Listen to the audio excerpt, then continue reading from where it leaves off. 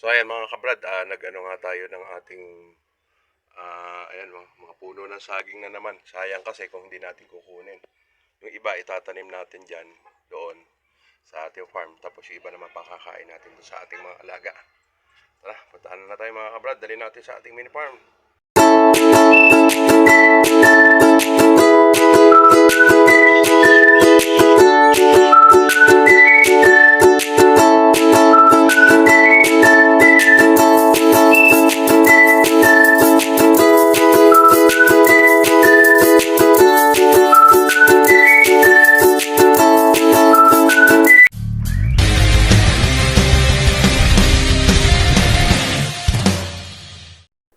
Dito nga po mga kabrad dito sa isang project natin. Meron tayong tatamaan dito ng mga puno ng saging. Ang ginawa natin dito, pinabunot ko na lang, pinatanggal ko yan para mapakinabangan yung iba.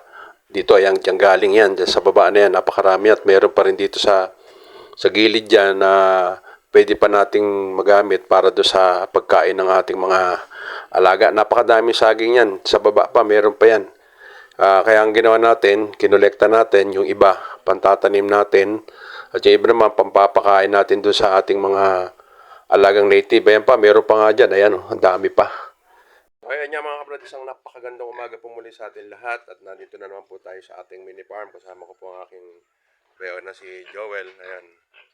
At inaano namin ito kung paano namin ngayon ay iwalay itong aming mga alaga dahil meron na tayong mga awatin.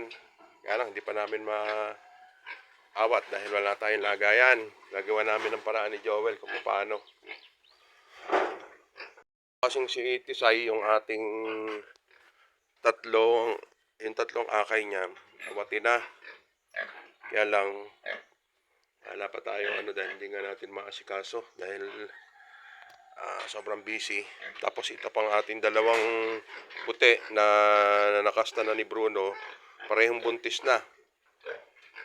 Ang mangyayari na lang nito, ang siguro bakang ibukod natin dito, si Bruno. Tapos lalagyan to natin ng hati. No? Hindi, sige tapos ito, ito matagal-tagal pa to, mga 2 weeks pa to bago natin maawat. Ito siguro pagsabayin na natin to, tsaka ito. Oo, ayan. Ito naman mga kabrad, ang kumasta niyan, si Tisoy. Yan. Ito si Tisoy, yan. Yan yung kumasta doon sa kabila, na 3 nga lang yung naging anak niya. Ito ang kumasta na ito, si Bruno. Si Bruno dito. Yan, marami yung naging anak niya, 7. Ito naman kasi basal pa lang niya nagkasta. Doon, kaya ayun. Siguro okay lang na may 3. Tapos ito naman yung mga nakasta na rin ni Bruno. Bali ang mga buntis natin mga kabrad, 1, 2, tsaka yung si Brown. 3 yung buntis. Tapos meron tayo mga inakay na 1, 2, 3 inahin. Yan. Medyo paparami na naman mga kabrad yung ating mga alaga. Kaya lang ang ating problema ngayon ay ang kanilang paglilipatan. Kailangan paglalaanan mo talaga ng panahon to na gagawa ka talaga ng kulungan dun.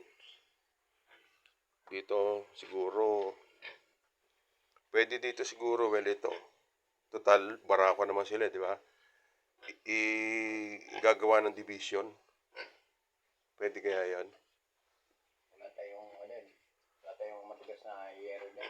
Hindi, ang kailangan natin dito yero or Hindi pwede mating dyan kung barako ilalagay. hindi, bakal na talaga. Hindi pwede. Bakal. Yan, sinira niya na yun. Ito yan. Para kumbaga silang dalawa magkatabi na lang, di ba? Ayan. Tapos itong dalawa nating inahin, yung isa, siguro pwede ito hatiin. Pag gano'n ng hati. No? Ito hatiin namin to. Kasi hindi naman matako sa space yung ganito.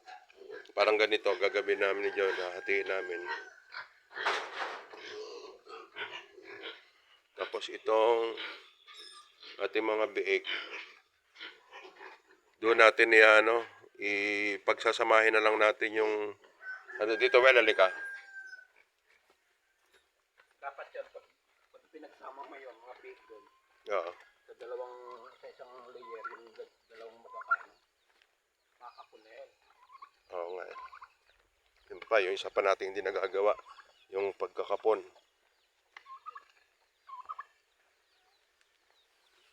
So, kailangan na talaga ng mga kabrad nating ayusin eh. Yung titi nila labas kasi nadaano yung bayag nila Oo.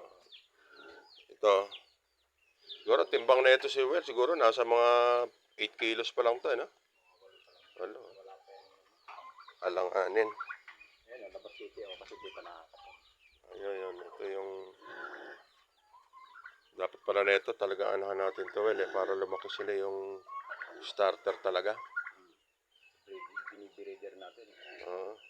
Starter. Kaya kita mo, yung katawan nila, hindi umahangat. Dito, posible yung dito, Well, ililipat natin to dito. Dito. Hindi, yan pwede pagsamahin. Pagsamahin na to. Tapos yung iaawatin dun sa may kabila dun, dito natin lalagay. Ito naman yung isa namin buntis din, si Brown. Ito yung pinakamatanda nating inahin. Sa mga manok mo, Well, ano ba yung ano? Ito, may mga mahalimhim dyan, no? Tinakpang ko. Tinatayan nila yung baboy. Tsaka dito pala, Well, linisin to. Alisin ko na nga yun. Linisin si Bruno at saka yung isa. Kaso, Hindi. Oo, lalagyan na lang natin ng harang na ano. Siguro basta itong natin titingnan ko kung yung kasi yung kuryente natin. Medyo malaki din ang gastos natin eh. Diyan sa kabila, may balak na bumili ng anak ni Tisay. Yung cake na babae, magkano ba bili mo? Ang benta mo. Isa lang kailangan niya. Saan? Gagawin niya lang Bigyan mo kahit 2.5. Ha? 2.5. Bigyan mo lang kahit 2.5. Pag kumakain. 2.5 lang. Sa'yo lang, lang kamo yan. Dito lang. So, ayun yung mga ibang natin. Dito tayo mga kabalit kasi gagawa ng kulungan. Hindi ba may nadala rito yung yung ipa? Ha? Yung ipa? Dipe, doon sa bahay mo. Doon nilinangat at nga lang ang daga yung sa... Ah, hindi pa nadala. Nandun pa sa bahay mo. Sige. Yung mga manok, pagkagabi doon natutulog. Ngayon, hindi na lagay ko rito para yung mga baboy hindi magkain. Ito yung gagawin natin, iaayos yan. Kaya medyo malaking trabaho rin to. Saka ito. Yan. Dito kasi mga kabrad, pagka tag-ulan, sobrang talaga. May nakatali ka rito, Well, na ano? Yan ang tinali ko nga kasi yung isa nga nawala sa atin eh. Ah, may nawala? Ang pinakauna-una ang pula, Oo. yung anak nung matanda natin. Hindi, ang gawin mo, maglagay ka ng babae rito. Babae? Oo. Di pa pwedeng lagay niyan. Payat yan eh. Pwede pa. Kinokondisyon ko ba yan? Dito ba, wala bang ahas dito, Well? Walang ahas yan. Yung mga sako kasi dyan, dilipat na lahat dito sako. Oo, sige. So, ito yung mga kabrad yung ating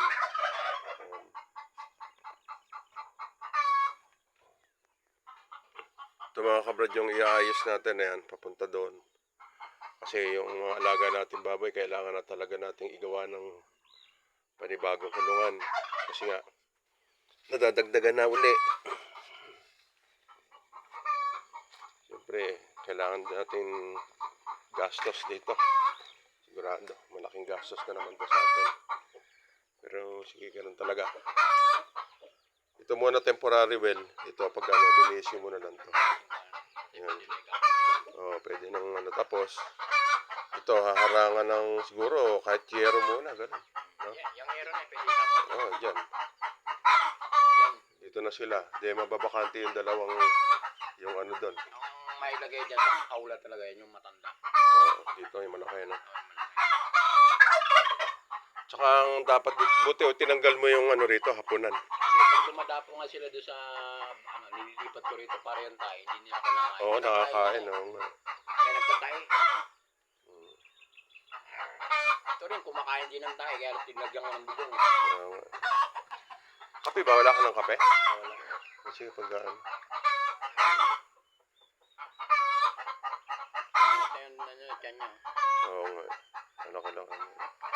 Kaya pabili rin tayo ng starter pag ano. Hindi nga siya, hindi mo. Kasi kaya hindi lumalaki ito ng maayos dahil pinasabay natin sa breeder. Kaya Malaki. dahil medyo ano tayo, kaya ganyan mga kabrad kahirap pagka yung medyo pagkakapos ka sa budget. Tapos biglang dumami yung mga biik mo. Ganyan ang mangyayari talaga. Kaya kailangan talaga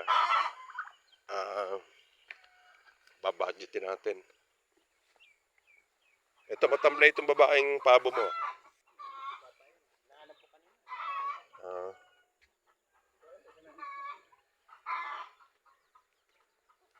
Ang dami well kasi doon saging.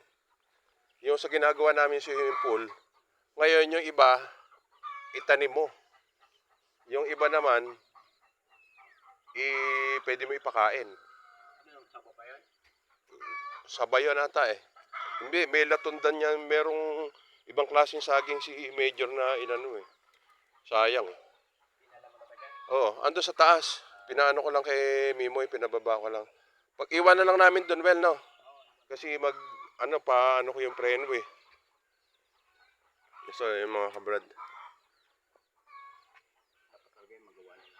So, ayan nga mga kabrad, siguro ba itong week na to or next week, ayusin na namin la Joel yung sa kulungan. Medyo ano na tayo.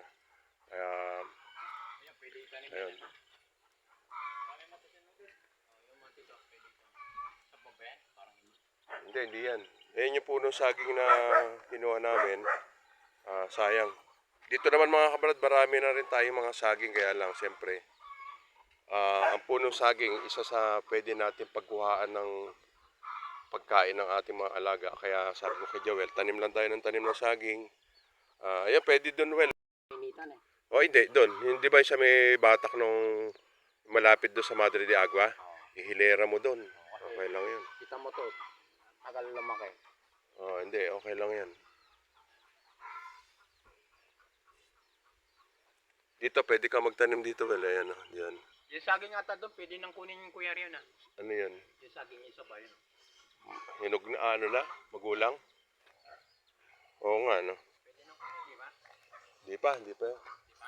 Ayan, meron tayong, doon, Ayan, Pwede pa inugin yan eh. Meron tayong, ayan, Makakatapusan ano? Ayan. Katapusan ng January. Mga katapusan siguro, well, pwede na yan. Ha? Ha? Wala kasi nag-isa pa dumili. Hindi, kinakalat na nga yan eh. Ayan, sinama ko na nga rin yung aking poging bayaw. Kaya kasama ko rito yung aking dalawang mahal na bayaw. Ayan. So ayun nga mga kabrad, at muli naikot na naman natin yung ating mini farm dahil yun nga, kaya tayo nagpunta, naghatid tayo ng pandagdag na source ng pagkain ng ating mga alaga. Kaya muli, maraming salamat. God bless po sa ating lahat. Bye!